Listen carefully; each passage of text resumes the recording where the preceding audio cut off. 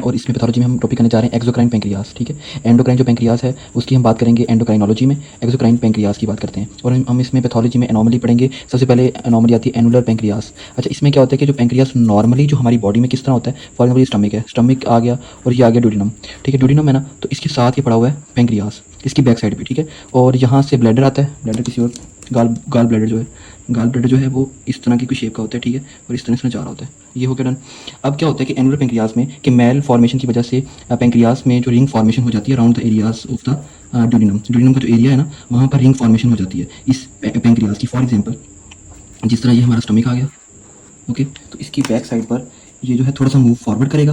Forward करने से ये ऐसे हो जाएगा। जब ऐसे होगा तो ये एक रिंग टाइप फॉर्मेशन बना लेगा, और इस रिंग टाइप फॉर्मेशन से क्या होगा, ऑब्स्ट्रक्शन होगी डिस्टल, मतलब ड्यूडिनम की जो पार्ट है वहाँ पर ऑब्स्ट्रक्शन हो जाएगी। ठीक है, और स्लाइडली पोस्टीरियर होकर फॉरवर्ड होकर रिंग टाइप शेप बना लेगा। ये इसकी एनोमली बहुत इंपॉर्टेंट है क्योंकि हाई यील्ड है और ये एम्ब्रियोलॉजी को कवर करता है, इस वजह से इंपॉर्टेंट है। और नेक्स्ट पढ़ते हैं एक्यूट पेंक्रियाटाइटिस। जो एनुलर पेंक्रियास में के बाद हम बात करने जा रहे हैं एक्यूट पेंक्रियाटाइटिस की। एक्यूट पेंक्रियाटाइटिस हमारे पेंक्रियास में ना काफ़ी सारे एंजाइम्स होते हैं। ठीक है, ये हमारे एंजाइम डाइजेशन में रोल प्ले करते हैं। ठीक है, तो ये जो हमारा पेंक्रियास है इसमें क्या होगा, मैं पहले आपको एक चीज़ ये बता देता हूँ। एक तो इसमें एडिपोज टिश्यूज होंगे बाहर, आपको पता है कि जो भी जगह होती है वहाँ पर जो भी ऑर्गन होता है उसमें फैट थोड़ा बहुत होता है। ठीक है, इसके बताने का मकसद है, कोई वजह है। अच्छा, इसमें सर्टन एंजाइम्स हैं और इसमें एक एंजाइम होता है, एक अमाइनो एसिड होता है ट्रिप्सिन। जब ये एक्टिवेट हो जाते हैं ना तो ये बाकी एंजाइम्स को भी एक्टिवेट कर देते हैं और ऑटो डाइजेशन स्टार्ट हो जाती है हमारी बॉडी में इस पेंक्रियास की। ठीक है, और इसको मतलब प्री फॉर्म में एक्टिव, ये वैसे एक्टिव नहीं होता, जब ये रिलीज होते हैं एंजाइम उस फॉर्म में किसी न किसी जगह पे जाके एक्टिवेट हो रहा होता है, लेकिन किसी वजह से इसकी प्रो एक्टिवेशन हो जाती है ट्रिप्सिन की, वो भी इसके अंदर पेंक्रियास के अंदर, तो क्या करेगा, दूसरे एंजाइम्स को एक्टिवेट करेगा। ठीक है, और इसमें क्या होगा, ल्यूकिफिकेशन ल्यूकोफेक्टिव नेक्रोसिस हो जाएगी। ये इसकी मॉर्फोलॉजी है।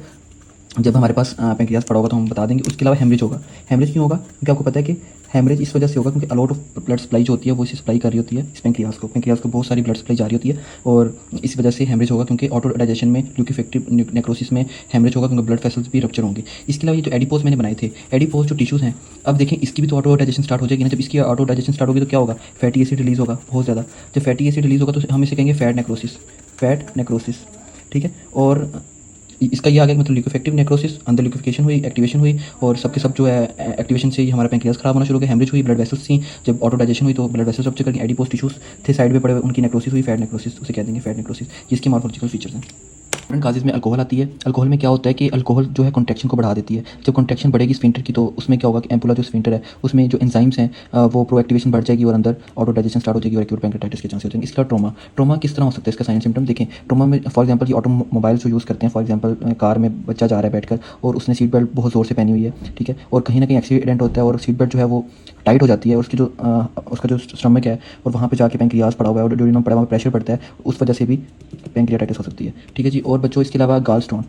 अच्छा, गाल स्टोन जब हो जाते हैं तब भी, क्योंकि देखिए अब गाल स्टोन हो गया तो यहाँ पे इशू आएगा बाइल रिमूवल में, और यहाँ पर एम्पुला पड़ा हुआ है, यहीं से पेंक्रियास का जो है एंजाइम्स वगैरह निकल कर जाने हैं। अगर गाल स्टोन हुआ पड़ा तो यहाँ पर इशू होगा इसकी रिलीज में, यहाँ पर एक्टिवेशन के चांस बढ़ जाएंगे पेंक्रियास में और पेंक्रियाटाइटिस होने के चांसेस हैं। इसके अलावा सर्टन काजेस हो सकते हैं हाइपर कैल्सीमिया। देखिए हाइपर कैल्सीमिया किस तरह हो सकता है, high level of calcium.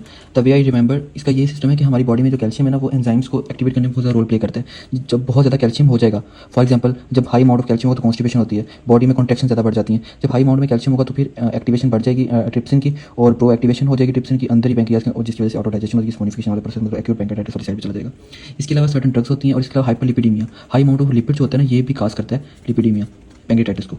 Acute pancreatitis वाला जो पेशेंट है वो रिप्रेजेंट किस तरह होगा, एक तो वो कहेगा कि डॉक्टर साहब मेरे पेट में दर्द हो रहा है, मतलब एपिगैस्ट्रिक वाले रीजन में वो कहेगा मेरे एक तो पेन हो रहा है, और जो पेन है ना वो बहुत ज़्यादा हो रहा है एपिगैस्ट्रिक रीजन, और बैकवर्ड साइड पर मूव कर रहा है, मतलब पीछे आगे भी हो रहा है और पीछे भी हो रहा है, रेडिएट कर रहा है, आगे से पीछे जा रहा है। ठीक है, और दूसरा वो कहेगा कि डॉक्टर साहब मुझे न्यूजिया हो रहा है, मतली आ रही है, वोमिट कर रहा है। ठीक है, ये वाले इसके साइन एंड सिम्टम्स होंगे। और इसके अलावा लैब डायग्नोज, हम लैब डायग्नोज में बहुत इंपॉर्टेंट फाइंडिंग जो करेंगे उससे हमें आइडिया हो जाएगा कि इस पेशेंट में क्या है। उसमें क्या होगा कि लिपिड एलिवेट हुआ पड़ा होगा, लाइपेज का लेवल और अमाइलेज, ये इसका लेवल, इसका सीरम लेवल बड़ा होगा। वो क्यों, क्योंकि ये यूजुअली हमारे पेंक्रियास से रिलीज होते हैं, और जब हमारा पेंक्रियास काम नहीं कर रहा होगा, ऑटो डाइजेशन स्टार्ट हो पड़ेगी, तो ये हमारे ब्लड में जाकर लाइपेज और अमाइलेज का लेवल बढ़ जाएगा, क्योंकि पेंक्रियास निकल के लाइपेज अमाइलेज हमारे ब्लड में जा रहे हैं। तो ब्लड रिपोर्ट अगर लाइपेज और अमाइलेज बड़े होंगे, यूजुअली लाइपेज ज़्यादा बड़ा होता है, तो इसका मतलब है कि कुछ ना कुछ चांसेस हैं पेंक्रियाटाइटिस के होने के, पेशेंट को हो सकती है। अच्छा, इसमें हाइपोकैलिसीमिया होगा। हमने भी पीछे पढ़ा था कि पेशेंट हाइपरकैलिसीमिया वाला होगा तो उसमें पैंक्रियाटाइटिस काज करेगा। हाइपोकैलिसीमिया वाला रिप्रेजेंट होगा तो हम किस तरह लगा सकते हैं कि वो पैंक्रियाटाइटिस है उसे। इसकी रीज़न ये है कि जब स्पूनिफिकेशन वाला प्रोसेस हो रहा होता है ना, जब स्पूनिफिकेशन वाला प्रोसेस वो होता है जिसमें फैट जो होता है उसकी नेक्रोसिस होती है, उसमें कैल्शियम यूटिलाइज होता है। तो काफ़ी सारा जब कैल्शियम यूटिलाइज हो जाएगा तो इसका मतलब है कि हमारी बॉडी में कहीं ना कुछ नेक्रोसिस हो रही है, पैंक्रियाटाइटिस हो सकती है पेशेंट में, हम इस तरह निकाल सकते हैं। और दूसरे इसके अलावा फ्लैंक हेमरेज हो सकता है, और पेरी अम्बिलिकल जो रीजन है उस साइड पे भी हेमरेज हो सकता है। उसकी रीज़न क्या है, क्योंकि देखो जब ऑटो डाइजेशन स्टार्ट हो जाएगी, मैंने अभी बताया था आपको कि वहाँ पर ब्लड वेसल्स होती हैं पेंक्रियास में, पेंक्रियास को ब्लड सप्लाई जा रही है। जब पेंक्रियास की ब्लड सप्लाई जो है रप्चरिंग होगी तो उसका जो ब्लड होगा वो निकल कर पेरी अम्बिलिकल वाले एरिया में जाएगा और फ्लैंक वाली साइड में जाएगा, तो वहाँ पर हेमरेज काज करेगा। ये इसकी क्लिनिकली रिप्रेजेंटेशन। कॉम्प्लिकेशन में क्या हो सकता है कि जो पेशेंट है वो शॉक में जा सकता है। शॉक में किस तरह जाएगा, जब ब्लड वेसल रप्चर होगा। आपको पता है कि जब इतनी ज़्यादा ब्लड वेसल्स सप्लाई करती हैं पेंक्रियास को, जब ऑटो डाइजेशन स्टार्ट हो जाएगी तो फिर ब्लड निकलेगा, जब ब्लड निकलेगा तो पेशेंट शॉक में जा सकता है। इसके अलावा और क्या होता है, इसमें पैंक्रियाटाइटिक सूडोसिस्ट बन सकती है। सूडोसिस्ट किस तरह बनेगी, देखो फाइब्रोसिस होगी, स्पोनिफिकेशन वाला प्रोसेस होगा, एडिपोज टिश्यू वाला जो नेक्रोसिस वाला सीन चल पड़ेगा तो उसकी वजह से सूडोसिस्ट बन जाएगी। और इसके अलावा पैंक्रियाटिक एब्सेस ये भी बनने के चांसेस हैं, हेमरेज होने के चांसेस हैं, फ्लैंक पेन, जब फ्लैंक पेन होती है और हेमरेज बनेगा, मैंने बताया था फ्लैंक पेन हो गया, पेरी अम्बिलिकल रीजन पे ब्लड आ सकता है तो पेन होगा। इसके अलावा DIC और ARDS हो सकता है। ARDS किस तरह हो सकता है, ARDS का मतलब है कि acute respiratory distress syndrome, alveolar respiratory distress syndrome. इसमें क्या होगा, देखो एल्वुलर की जो ब्लड वेसल्स हैं वो भी तो रप्चर होंगी ना अमाइलेज की वजह से। अमाइलेज एंजाइम लाइपेज वो रिलीज होता है तो फिर वो इसे भी रप्चर करेगा हमारे लंग्स में जाकर, हमारी ब्लड सप्लाई पे जाकर कैपिलरीज के थ्रू जाकर ARDS करवाने के चांसेस हैं इसके। और इसके अलावा DIC क्या होता है, DIC होता है कि डिसेमिनेटेड इंटरवेस्कुलर जो है कोएगुलेशन हो जाती है।